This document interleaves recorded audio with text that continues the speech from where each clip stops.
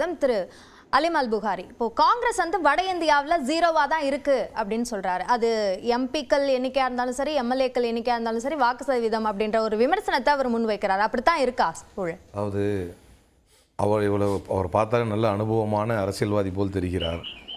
ஒரு அரசியல் களத்திலே அனுபவம் வாய்ந்த அரசியல்வாதி தான். அதனால தான் சொல்றேன், நம்மளே சர்டிஃபை பண்ணிடக்கூடாது. அதில் பேச்சும் அவங்களுடைய அந்த எதிர்ப்பினுடைய விமர்சனமும் அப்படி காட்டவில்லை. ஏனென்றால் ஒவ்வொரு தேர்தல் காலங்களிலும் அரசியல் சூழல்களில் 10க்கும் குறைவான சீட்டுகளில் இருந்தவர்கள் எல்லாம் மீண்டும் ஆட்சிக்கு வந்த வரலாறு, ஏன் பாஜகவிற்கு அதல பாதாளத்திலிருந்து மீண்டு வந்த வரலாறு உண்டு. அரசியலிலே எதுவுமே நிரந்தரம் கிடையாது. அதே நேரம் இங்கிருந்தே ஸ்டார்ட் பண்ணலான்னு நினைக்கிறேன். ஆன்டி இன்கம்பன்சி என்பது சிரிப்பலை தான் இதை ஏற்படுத்தும். பாஜகவில் எங்களை பொறுத்தவரை நாங்கள் வாக்குறுதிகளை நிறைவேற்றிவிட்டோம் என்கிறார்கள். வட இந்தியாவில் மிக கடுமையான அதிருப்தி நிலவி வருகிறது. குறிப்பாக மோடியின் எந்த வாக்குறுதி நிறைவேற்றிவிட்டு எந்த தைரியத்தில் பேசுகிறார் என்று தெரியவில்லை. 15 லட்சத்தை மீட்டு கொண்டு வந்துட்டாரா அந்த தைரியத்தில் பேசுகிறாரா, இல்லை 15 லட்சத்தை சொல்லிட்டு சொல்லவே இல்லைன்னாரே அந்த தைரியத்தில் பேசுகிறாரா, கருப்பு பணத்தை மீட்டு கொண்டு வருவேன் என்று சொன்னாரே அந்த தைரியத்தில் பேசுகிறாரா, அல்லது இதே மோடி முதல்வராக இருக்கும்போது ஒரு உதாரணம் சொல்லி காங்கிரஸை கலாய்க்கிறாராம்.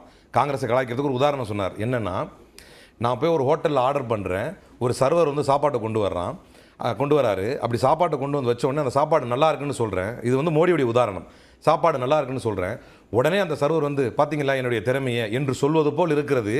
விண்வெளிக்கு வந்து ராக்கெட் அமுச்சு விட்டுட்டு, விண்வெளிக்கு வந்து ஏவுகணை இதை அமுச்சு விட்டுட்டு காங்கிரஸ் வந்து அதை பெருமை கொண்டாடுறது, அது விஞ்ஞானிகளுக்கு தான் அதை பெருமை போகும்னு சொன்ன அதே நரேந்திர மோடி இப்போது நான் தான் விஸ்வகுரு ஆக்கிட்டேன் இந்தியாவை, இந்த சந்திராயன் போனதுக்கு எனக்கு தான் பெருமை என்று பேசுகிறாரே. இதை சொல்லி இவர்கள் எங்களுடைய சாதனை என்று சொல்லுவார்களா? எதை சொல்லுவார்கள்? 40 புல்வாமாவில் தாக்குதல் ஏற்பட்டது கூட பாஜகவினுடைய அஜாக்கிரதையால் தான், அதனால் தான் இது ஏற்பட்டது என்று அவரிடத்திலே கவர்னராக இருந்த சத்யபால் மாலிக் சொன்னாரே. இப்போ சொன்னார் நார்த் ஈஸ்ட் ரீஜனில் நாங்கள் சூப்பராக பர்ஃபார்ம் பண்ணிடுவோம்னு. மீண்டும் ஒரு முறை மோடி ஆட்சிக்கு வந்தால் இந்தியா முழுக்க மணிப்பூர் ஆகும் என்று அவங்களிடத்தில் கவர்னராக இருந்த அதே சத்யபால் மாலிக் சொன்னாரே.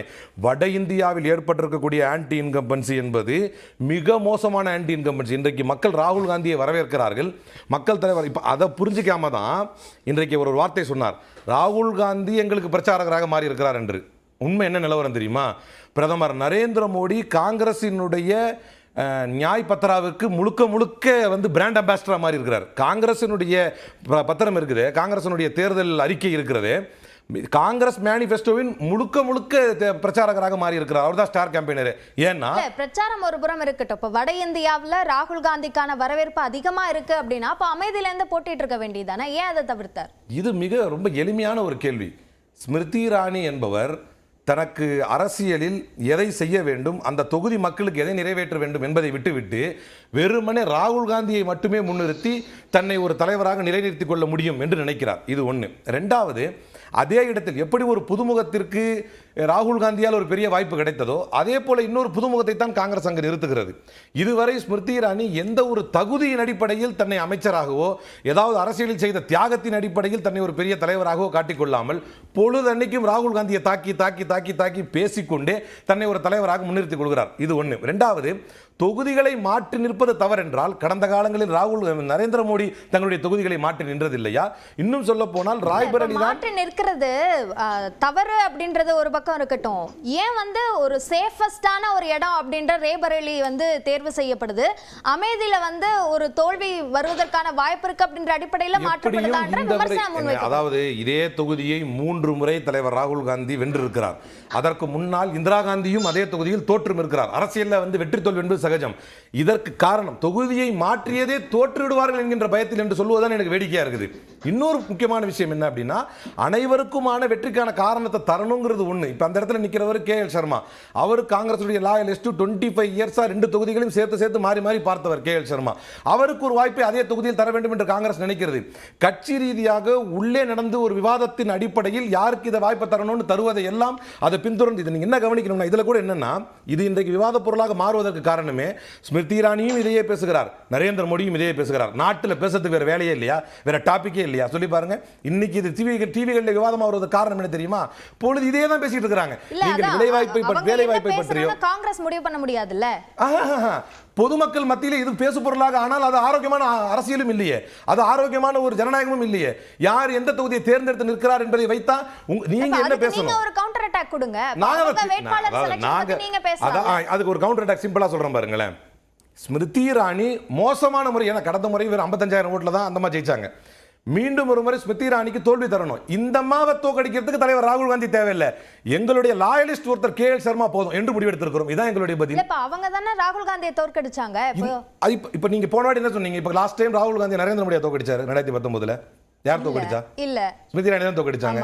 யாரென்றே அறியப்படாதவர் தான், ஒரு சாதாரண டிவி நடிகையாக அறியப்பட்டவர். அதுக்கு முன்னால அவங்களுக்கு ஒரு பெரிய அரசியல் விளக்கெல்லாம் கிடையாது, ஐ மீன் ஒரு ஃபிளாஷ்லாம் கிடையாது. ராகுல் காந்தியை ஜெயிச்சதுதான் இப்ப அந்த மாதிரி ஒரு பெரிய அரசியல் விளம்பரமே. அதே போன்றது ஒரு அரசியல் விளம்பரத்தை KL சர்மாவுக்கு கொடுப்போம். உங்களை தோற்கடிப்பதற்கு எங்களில் ஒரு லாயலிஸ்டே போதுமானது என்பதை இந்த முறை நிரூபிப்பதற்குத்தான் KL சர்மா வச்சிருக்கிறோம். இந்த முறை காங்கிரஸ் என்பது மிக மோசமானது ஒரு தோல்வியை பாஜகவிற்கு கொடுக்கும். அதற்கு காரணமாக அவருடைய ஆன்டி இன்கம்பன்சி இருக்கும். தேர்தலில் எதை பேச வேண்டும் என்று தெரியாமல், நீங்க கூட சொல்றீங்க பிரச்சாரம் வந்து சூடு பிடிச்சிருக்குது, இவங்க ஒரு பேசுறாங்க, அவங்க ஒன்று பேசுறாங்க. நீங்க கூர்ந்து கவனித்து பாருங்கள். காங்கிரஸ் பேசுவது இன்றைக்கு கூட தலைவர் பிரியங்கா காந்தி பேசியிருக்கிறார் தன்னுடைய பிரச்சாரத்தில். கரண்ட்டை பத்தி பேசுங்க, வேலை வாய்ப்பை பத்தி பேசுங்க, மாணவர்களை பத்தி பேசுங்க, கல்வியை பத்தி பேசுங்கன்னு. ஆனால் பிரதமர் நரேந்திர மோடி தொடர்ந்து எதை பேசுகிறார்? பொய்யை பேசிக் கொண்டிருக்கிறார். சரி, ஓகே. தொடர்ந்து திரு ரமேஷ் சேதுராமன், காங்கிரஸ் கட்சி காணாமல் போய்விடும் அப்படின்ற இந்த பிரச்சாரம் என்பது 10 ஆண்டுகளுக்கு முன்பாகவே பாஜக எடுத்த ஒரு விஷயம். அது இப்போதும் தொடர்ந்து பேசுறதுக்கு என்ன காரணம்? இப்போ வேறு விஷயங்கள் 10 ஆண்டுகள் ஆட்சிக்கு பிறகும் பேசுறதுக்கு எதுவும் இல்லை அப்படின்னு எடுத்துக்கணுமா? அப்படி கிடையாது. தேர்தல் அப்படின்னு வச்சுட்டாக்க நீங்க வந்து ஒரு பக்கம் வந்து வளர்ச்சி அப்படிங்கறதெல்லாம் பேசலாம் எல்லா காலத்தையும். நீங்க அப்படி பாத்தீங்கன்னாக்கா 1947 இருந்து ஆரம்பிச்சு இன்னி வரைக்கும் காங்கிரஸ் சொல்றது வந்து நாங்க வந்து ஏழ்மையை ஒழிப்போம் அப்படின்னு. நம்ம இன்னும் இந்த கதையை வந்து நம்ம 21ஆம் நூற்றாண்டுலயும் கேட்டுட்டு இருக்கோம் அப்படிங்கறதுதான் சேட் ட்ரூத் அப்படின்னு வேணா சொல்லலாம். அதே மாதிரியாக இவங்க அதையெல்லாம் மீதி அப்புறம் ஏன் பரப்புரைகளை மற்ற விஷயங்களை மேற்கொள்றாங்க? இவங்களுடைய சாதனைகள் கடந்த காலங்களை செஞ்சதை வச்சு கேட்கலாமே அப்படிங்கிற ஒரு விஷயம் இருக்கும் இல்லையா? இப்ப அதை தாண்டி இவங்க வந்து மோடியை அட்டாக் பண்றாங்க அப்படின்னாக்கா நம்ம அதே கேள்விதான் திரும்ப அவங்க கிட்ட கேட்கணும்.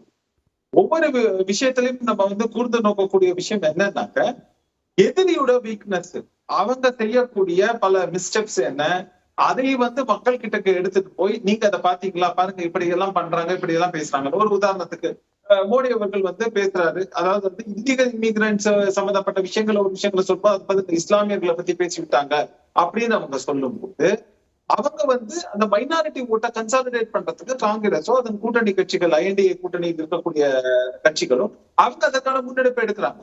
அப்போ இல்ல, என்னோட கேள்வி என்னன்னா, காங்கிரஸ் முக்த் பாரத் அப்படின்ற ஒரு பிரச்சாரத்தை பாஜக 10 ஆண்டுகளுக்கு முன்னாடி முன்னெடுத்தாங்க. இப்போ அதே விஷயத்தை தான் இப்பயும் பேசுறாங்க. இப்போ வேற விஷயங்கள்ல பாஜகவுக்கு நம்பிக்கை ஏற்படல அப்படின்னு பாக்கணுமா?